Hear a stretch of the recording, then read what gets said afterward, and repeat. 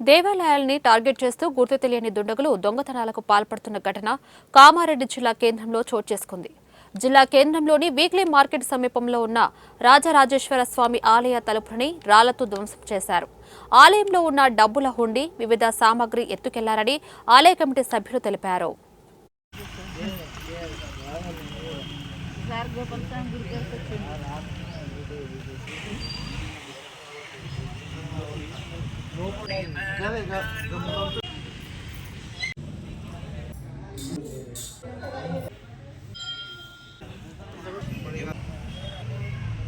ఇది పురాతన దేవాలయం సార్, మఠము, శివాలయము.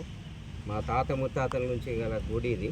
ఈ వీక్లీ మార్కెట్లో అందరూ అధిక కులాలు ఉన్నప్పటికీ ఇది కేవలం మాలోలేదే సార్. అయినప్పటికీ ఇంతవరకు ఇలాంటి అవాంఛనీయ ఘటనలు ఎప్పుడు జరగలేదు.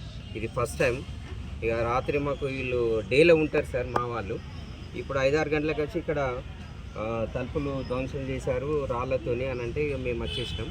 మా కుల సభ్యులు అందరం వచ్చి చూస్తే లోపల గల్లపెట్టె పోయింది సార్. నెక్స్ట్ ఓ బిందె, ఓ పెద్ద పైపు.